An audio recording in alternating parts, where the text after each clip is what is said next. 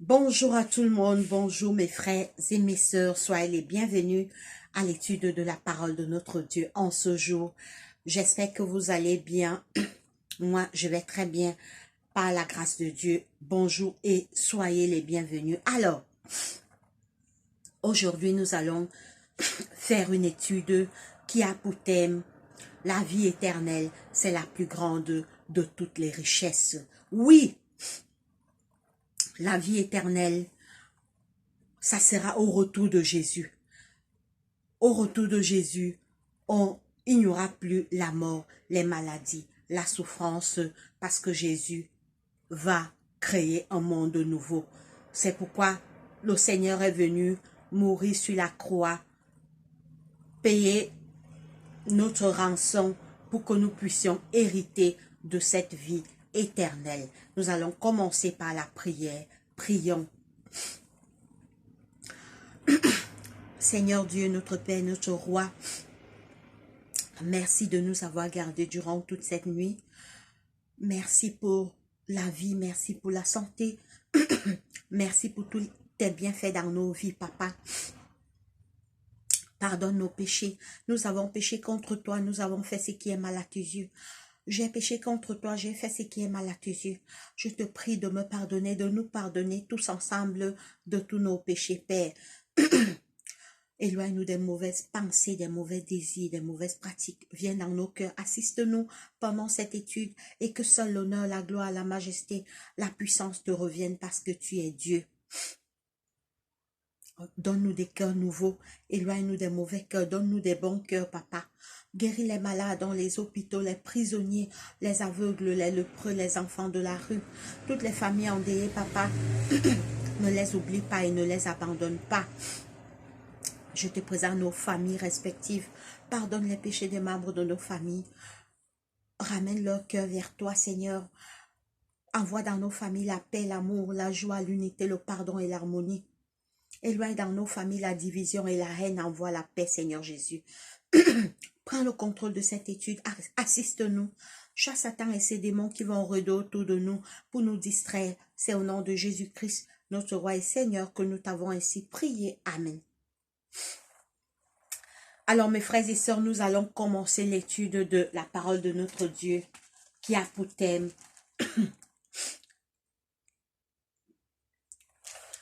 la vie éternelle. C'est la plus grande de toutes les richesses. Oh! Oui, la vie éternelle, c'est la plus grande de richesses, la plus grande de toutes les richesses. Alors qu'Adam et Ève ont péché dans le jardin d'Éden, ils sont tombés à cause de leur désobéissance. La terre a été maudite et l'homme était condamné à mourir. Jésus est venu par amour pour l'homme. Dieu a tant aimé le monde, il a envoyé son fils Jésus. Jésus est venu sur la terre. Jésus est mort pour nous. Jésus nous a offert cette vie éternelle. Oui, on sera des êtres immortels. Ça paraît encore incroyable, mais bientôt, ça sera une réalité au retour de Jésus. C'est pourquoi nous devons chercher la vie éternelle de toutes nos forces. Nous allons commencer à lire Matthieu 6, 22. Nous allons lire Matthieu 6, 22. Il est écrit. Matthieu 6.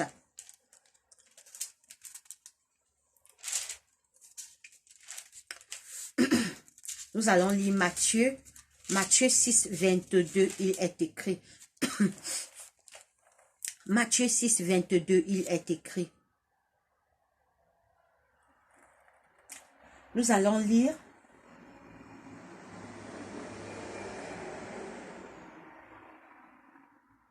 Matthieu 6, 22, il est écrit. Matthieu 6, 22.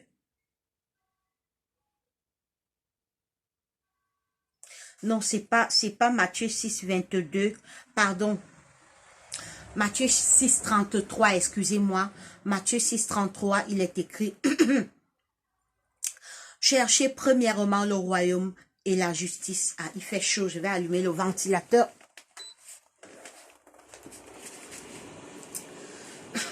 Matthieu 6, 33, il est écrit: cherchez premièrement le royaume et la justice de Dieu, et toutes ces choses vous seront données par-dessus tout. Ne vous inquiétez donc pas du lendemain, car le lendemain aura soin de lui-même. À chaque jour suffit sa peine. Le Seigneur nous dit que notre priorité,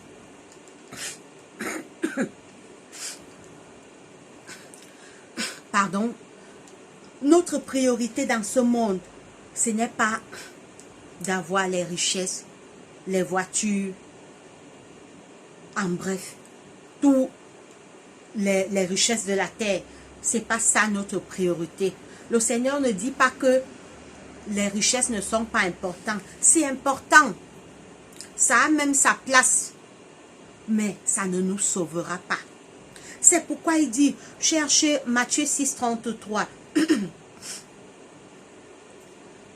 Cherchez premièrement le royaume et la justice de Dieu. Et toutes ces choses vous seront données par-dessus tout. Désolée, j'ai le nez un peu... j'étais un peu grippée.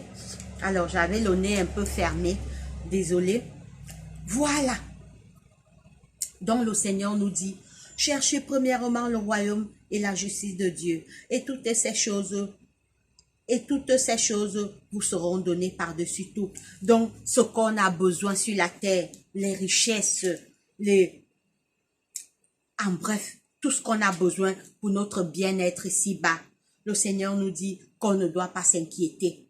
La priorité, c'est être sauvé quand Jésus reviendra. La priorité, c'est connaître Jésus-Christ. La priorité, c'est avoir son nom dans le livre de vie.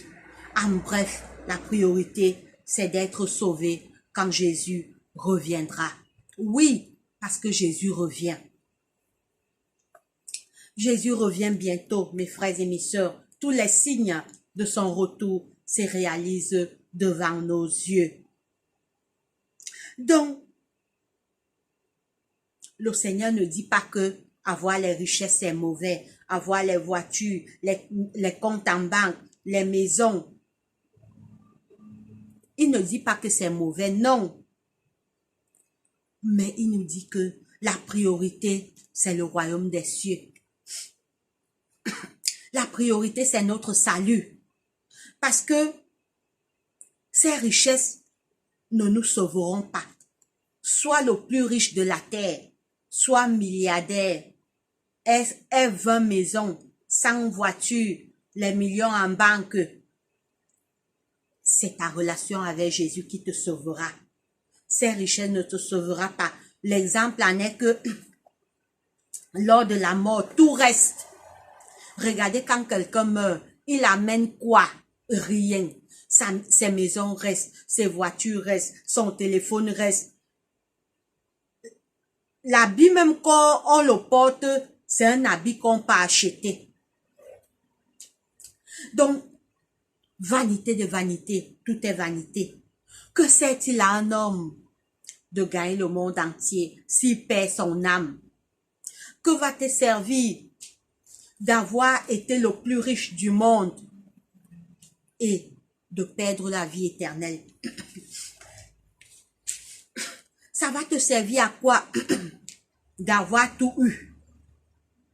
Par contre, c'est mieux de chercher les deux, mais plus encore le royaume des cieux.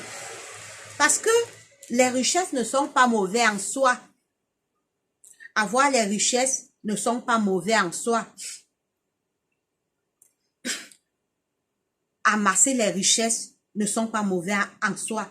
C'est pourquoi le Seigneur nous dit, ne vous amassez pas les trésors dans ce monde qui périssent, mais amassez-vous les trésors dans les cieux. Ça veut dire nos noms inscrits dans le livre de vie. En bref, la priorité, c'est notre salut. Parce que quand la mort vient, même les richesses restent. Notre beau lit reste, notre téléphone iPhone 13 Pro Max reste. Tu ne sais même plus qui aura ça. Notre téléphone iPhone 13 Pro Max reste. Nos beaux costumes, nos belles robes. On retourne seul dans la terre. On part se décomposer dans la terre.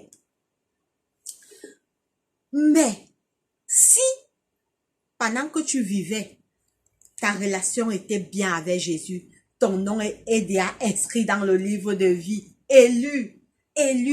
Mais si tu as accepté Jésus dans ta vie, si tu avais Jésus comme ami, si tu faisais sa volonté, malgré que tu étais riche, tu cherchais aussi à sauver ton âme. Parce qu'il y a des personnes comme ça, hein. Il vit, il s'en fout de Dieu. On lui parle de Jésus, il dit, ah, amenez vos choses de Jésus là-bas. Laissez-moi. Quand il meurt, ses richesses ne peuvent plus le sauver. Les honneurs qu'on lui donnait ne peuvent plus le sauver. Les gloires qu'on lui donnait ne peuvent plus le sauver. Oui, mes frères et mes sœurs, la vie éternelle, c'est la plus grande de toutes les richesses. Et c'est elle que nous devons chercher de toutes nos forces. Alors, nous allons maintenant lire Matthieu 3, 2. Matthieu, nous restons dans Matthieu, cette fois-ci 3, 2. Matthieu 3, 2, il est écrit. Matthieu 3, 2, il est écrit. Nous allons commencer. Matthieu 3, 2, il est écrit. En ce temps-là, parut Jean-Baptiste, prêchant dans le désert de Judée, et disait, repentez-vous, car le royaume des cieux est proche. Oui, le Seigneur aussi nous dit de nous repentir, car le royaume des cieux est proche. Ce monde passera. Cette terre prendra fin. La parole de Dieu nous a dit, au retour de Jésus, il va faire des nouveaux cieux et une nouvelle terre. Oui, cette terre de souffrance prendra fin. Dieu va créer tout nouveau. Il essuiera tout l'âme de nos yeux et la mort ne sera plus. Il n'y aura plus ni cri, ni deuil, ni douleur, car les premières choses auront disparu. Oui, il disait, repentez-vous, car le royaume des cieux est proche. Oui, le Seigneur Jésus nous dit aussi, repentez-vous en 2022. Regardez, on vit les temps de la fin. Les signes de mon retour se réalisent devant vous. Je reviens bientôt. Repentez-vous. Cherchez la vie éternelle. On lit maintenant Matthieu 4, 17. Matthieu 4, 17, il est écrit. Matthieu 4, 17, il est écrit.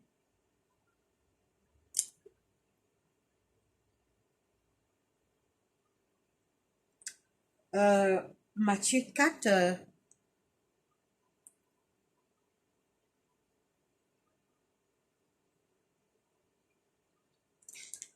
alors, on va lire plutôt Luc 10, 20. On va lire Luc 10, 20.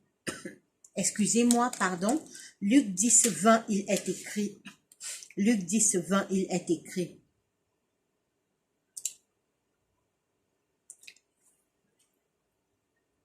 Oh, Luc 10, 20, il est écrit.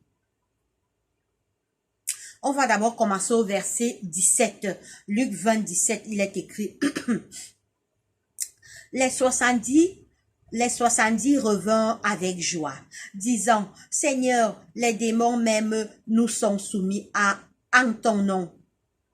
Jésus leur dit, je voyais Satan tomber du ciel comme un éclair.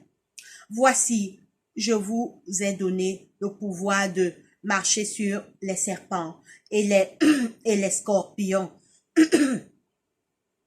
et sur toute la puissance de l'ennemi et sur toute la puissance de l'ennemi, et rien ne pourra vous nuire.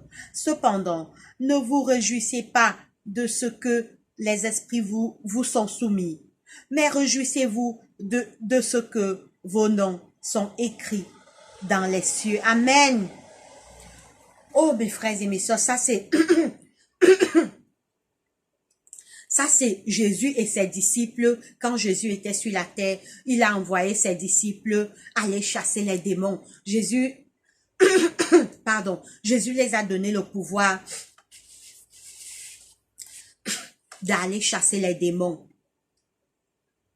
Je vais relire. Les 70 revint avec joie, disant, Seigneur, les démons même nous sont soumis en ton nom. Donc Jésus les a envoyés pendant que Jésus était sur la terre. Il a envoyé ses disciples aller délivrer les gens, aller faire des miracles. En son nom, bien sûr. En son nom. Parce que l'homme de lui-même ne peut rien faire si la puissance ne lui vient d'en haut. Les 70 revint avec joie, disant, Seigneur, les démons même nous sont soumis en ton nom. Jésus leur dit, je voyais Satan tomber du ciel comme un éclair. Voici, je vous ai donné le pouvoir de marcher sur les serpents et les scorpions et sur toute la puissance de l'ennemi, et rien ne pourra vous nuire. Écoutez bien.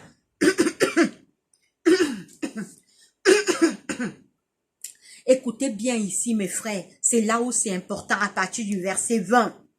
Écoutez bien. Ce que je veux lire maintenant va nous prouver que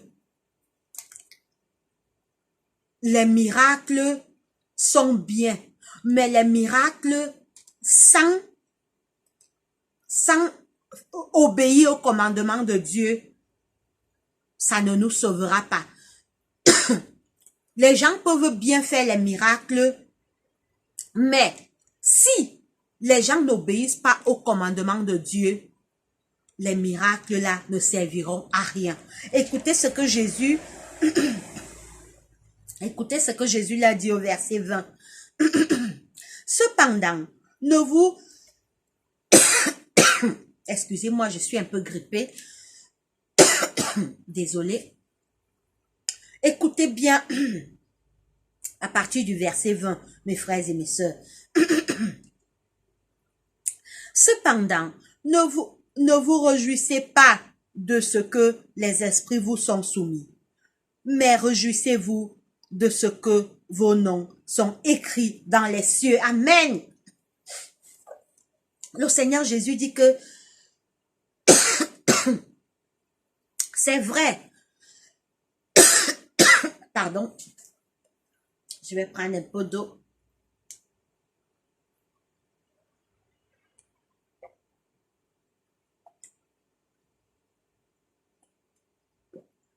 Alors ça, c'est pas l'eau, ça c'est les feuilles de framboise.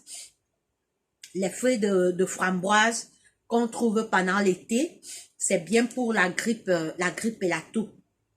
Donc, si vous avez les feuilles, les feuilles de framboise dans votre jardin, faites bouillir, vous allez voir, ça aura cette couleur. C'est très bien quand tu es grippé et le nez, quand tu es un peu grippé, il faut toujours prendre les feuilles de framboise et le ginger et le l'ail.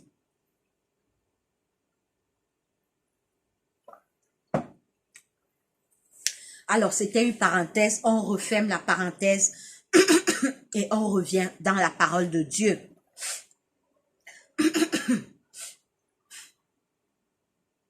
Donc, je disais tantôt que c'est ici que ça devient intéressant au verset 20. Cependant, ne vous réjouissez pas de ce que les esprits vous sont soumis, mais réjouissez-vous de ce que vos noms sont écrits dans les cieux. Voilà. Ça veut dire que on voit maintenant dans le monde les prophètes des miracles, les pasteurs des miracles. Le miracle ne sert à rien si tu n'obéis pas au commandement de Dieu. C'est pourquoi Jésus l'a dit que réjouissez-vous plutôt parce que vos noms sont écrits dans le ciel. Et pour que ton nom soit écrit dans le ciel, il faut obéir au commandement de Dieu, puisqu'on sera jugé par la loi de Dieu. Tu peux être malade, on te guérit de la maladie, mais le cœur est mauvais. Ça aura changé à quoi? Puisque Jésus revient juger les cœurs, les actes qu'on a commis. Jésus ne vient pas, tu ne seras pas sauvé parce que tu étais malade, un prophète t'a guéri, parce que tu étais au chômage, on a prié pour toi, tu as eu le travail. Tu étais stérile, tu as accouché. Ok, tu pars au ciel. Parce que tu étais stérile, on a prié pour toi, tu as accouché. Tu étais chômeur, tu as trouvé du travail, etc., etc. Mes frères et sœurs, le miracle dans notre vie ne nous sauvera pas. C'est faire la volonté de Dieu. C'est pourquoi Jésus voulait dire aux disciples que ce n'est pas parce que vous faites ces miracles que vous serez sauvés. C'est quand le cœur est changé. C'est le changement du cœur. Si je mentais, je ne mens plus. Si je vole, je ne volais plus. Si j'étais jaloux des gens ou jalouse des gens, j'arrête. Si j'étais un bandit, un criminel, un assassin, je deviens quelqu'un de bien. Je fuis le mal. C'est ce que Jésus voulait les faire comprendre. Cependant, ne vous réjouissez pas de ce que les esprits vous soient soumis, mais réjouissez-vous de ce que vos noms soient inscrits dans les cieux. Ça veut dire que chacun doit tout faire pour que son nom soit écrit au ciel. Et pour que ton nom soit écrit, c'est faire la volonté de Dieu, obéir aux 10 commandements, aimer son prochain comme soi-même, fuir le mal, faire ce que Dieu te demande. Lis ta Bible et obéis. Prends ta Bible, lis-la. Dieu me dit de faire quoi? Dieu me dit de faire quoi? Dieu me dit de faire quoi? Oui, je dois le faire. Ok, je suis stérile. Je prie, le Seigneur me donne l'enfant, mais le cœur reste mauvais. J'étais célibataire. Je prie, Dieu me donne une femme, mais le cœur reste mauvais. J'étais chômeur. Je n'avais pas le travail. Je trouve du travail, mais le cœur n'est pas changé. Mes frères et sœurs, je vous dis le vrai miracle, le plus grand de tous les miracles, c'est le changement d'un chrétien. C'est le changement du cœur. C'est la repentance. Parce que tu sois guéri d'une maladie, que tu sois stérile, tu accouches, que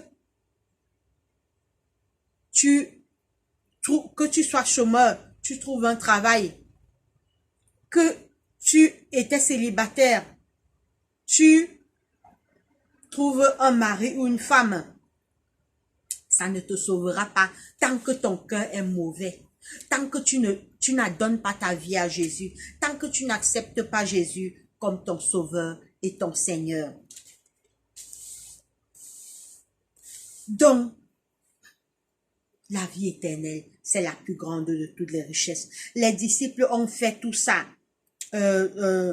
Chasser les démons, guérir les malades, les démons même leur étaient soumis, mais Jésus dit que non, non, non, non, non. Ce n'est pas ça, ce n'est pas ça, ce n'est pas ça le plus important. Réjouissez-vous plutôt que vos noms soient inscrits au ciel. Voilà le plus important. La parole de Dieu nous dit que quand au retour de Jésus, les faux prophètes, les pasteurs vont dire, Seigneur, n'avons-nous pas chassé les démons à ton nom? N'avons-nous pas fait des miracles en ton nom? Il va dire que retirez-vous de moi, je ne vous ai jamais connu, parce que leur cœur n'était pas changé, leur cœur était toujours mauvais. Ce que le Seigneur nous demande, c'est d'abandonner le mal. Le problème de l'homme, c'est le péché. laissez le mensonge, laissez la rancune, laissez la jalousie, laissez les querelles, laissez l'adultère, être fidèle à son mari, être fidèle à sa femme, ne pas voir les films porno. Oui, ne, voilà encore une nouvelle abomination qui gagne le monde. Les gens passent leur temps à voir des choses abominables qui vont détruire leur esprit. Beaucoup d'hommes voient des films porno. Beaucoup de femmes voient les films porno. Ce n'est pas bien pour notre corps, car notre corps est le temple du Saint-Esprit. Nous devons voir des choses pures, parce que les anges nous surveillent. Les anges surveillent ce que nous lisons, ce que nous voyons. Nous allons continuer. Nous allons maintenant lire. Nous allons lire maintenant Deutéronome 30, 19. Deutéronome. Nous allons lire Deutéronome, c'est dans l'Ancien Testament. Deutéronome 30, 19. Deutéronome 30, 19. Deutéronome.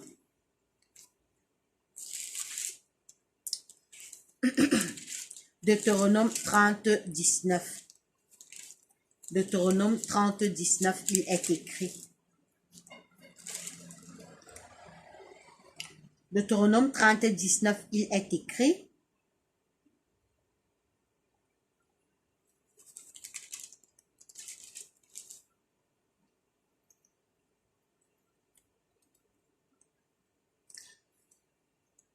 Deutéronome 30, 19, il est écrit.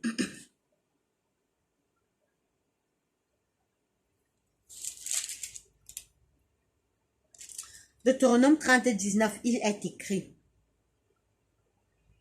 Vois, je mets aujourd'hui devant toi la vie et le bien, la mort et le mal. Car je te prescris aujourd'hui d'aimer l'Éternel ton Dieu, de marcher dans ses voies et d'observer ses commandements, ses lois et ses ordonnances, afin que tu vives et que tu multiplies et que l'Éternel ton Dieu te bénisse dans le pays dont tu vas entrer en possession. Oui, ce pays, c'est la vie éternelle. Ce pays, c'est la vie éternelle. Jésus est venu sur la terre. Jésus est mort pour nous. Jésus a souffert pour nous. Jésus est retourné au ciel, nous préparer des places. Il revient bientôt, nous donner une meilleure vie.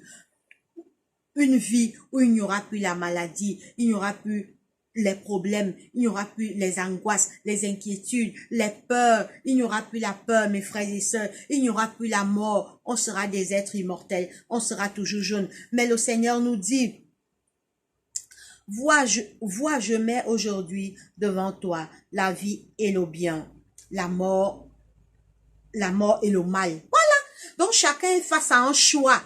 Le Seigneur nous dit, je te demande aujourd'hui de choisir. On est dans le monde. Il y a la vie et le bien. Le bien donne la vie, c'est clair. Quand tu fais le bien, tu vas vivre, tu seras sauvé au retour de Jésus. Vois, je mets aujourd'hui devant toi la vie et le bien. Donc la vie, c'est le bien. Quand tu fais le bien, tu auras la vie. Ton nom sera scellé dans le livre de vie. Et quand Jésus reviendra, même si tu es dans la mort, il te ressuscitera. Alors, je ferai une vidéo prochainement pour nous parler de la résurrection. Parce que beaucoup de personnes croient que dès que quelqu'un meurt, c'est la fin. Dès que quelqu'un meurt, c'est la fin. Oui, c'est juste un moment de repos, mais il y aura la résurrection au dernier jour, au retour de Jésus. Tous les morts ressusciteront, mais pour deux routes. Ceux qui auront fait du bien ressusciteront pour la vie, mais ceux qui auront fait du mal ressusciteront pour le jugement, pour la perdition. Vois, je mets aujourd'hui devant toi la vie et le bien, la mort et le mal. Voilà, le mal c'est la mort. Quand tu fais le mal, tu vas mourir. Quand tu fais le mal, Tu ne seras pas sauvé au retour de Jésus. Ton nom ne sera pas trouvé dans le livre de vie. Oui, c'est ce qu'il dit. Vois, je mets aujourd'hui devant toi la vie et le bien, la mort et le mal, car je te prescris aujourd'hui d'aimer l'Éternel ton Dieu, de marcher dans ses voies et d'observer ses commandements, ses lois et ses ordonnances, afin que tu vives et que tu multiplies et que l'Éternel et que l'Éternel ton Dieu te bénisse dans le pays dont tu vas entrer en possession. Écoutez donc la suite. Mais si ton cœur se détourne, si tu n'obéis point et si tu te laisses entraîner à te prosterner devant d'autres dieux et à les servir, je vous déclare aujourd'hui que vous périrez, que vous ne prolongerez point vos jours dans le pays dont vous allez entrer en possession. C'est clair. Ceux qui font le mal ne seront pas sauvés au retour de Jésus. Ceux qui font le bien seront sauvés parce que le bien, c'est la vie. Le mal, c'est la mort. Oui, le bien, c'est la vie. Le mal, c'est la mort. Mes frères et mes sœurs, la vie éternelle, c'est la plus grande de toutes les richesses. C'est pourquoi le Seigneur nous a dit, cherchez premièrement le royaume des cieux et sa justice, et tout le reste vous sera donné par-dessus tout. Certes, c'est beau d'avoir les richesses, c'est beau d'avoir tout ce qu'on veut dans ce monde, mais ça ne nous sauvera pas. La mort même nous montre l'exemple. Quand quelqu'un meurt, est-ce qu'on l'enterre avec ses richesses? Est-ce qu'on l'enterre avec ses comptes en banque? Est-ce qu'on l'enterre avec sa belle maison, son beau lit, ses beaux vêtements? Est-ce qu'on l'enterre avec son téléphone iPhone 13 Pro Max? Tout reste, il passe seul. Mais qu'est-ce qui va donc te sauver? C'est ta relation avec Jésus. Si tu as accepté Jésus pendant que tu vivais, si Jésus était ta priorité, puisque maintenant, si tu refuses Dieu pour ses richesses, ça ne peut plus te sauver. Ça ne peut plus. Mais si tu as obéi au commandement de Dieu, si tu as aimé Jésus-Christ, si tu as fait sa volonté, si tu l'as accepté comme sauveur et Seigneur, si tu as reconnu que il est venu mourir sur la croix pour te donner la vie, si tu as mesuré la valeur de son sang coulé sur la croix de Golgotha, même si tu meurs, ton nom est écrit dans le livre de vie, élu, donc à côté de ton nom au ciel, élu, elle est élue, elle est élue, elle est élue. C'est le plus important. C'est pourquoi quand les disciples sont allés faire guérir les malades, les aveugles voyaient, les démons prenaient fuite. Les démons, c'est les mauvais anges de Satan. Je ferai encore une étude sur l'origine de Satan. L'origine de Satan. Donc, mes frères et mes sœurs, quand ils sont allés faire tout ça, ils ouvraient les yeux des aveugles, les malades étaient guéris, les démons prenaient la fuite. Jésus a dit que non, non, non, non, non, non. Vous allez beau faire tout ça, mais réjouissez-vous pour que ce qui est important, c'est que vos noms soient scellés dans le livre de vie au ciel. Et pour que ton nom soit scellé, il ne suffit pas de faire les miracles.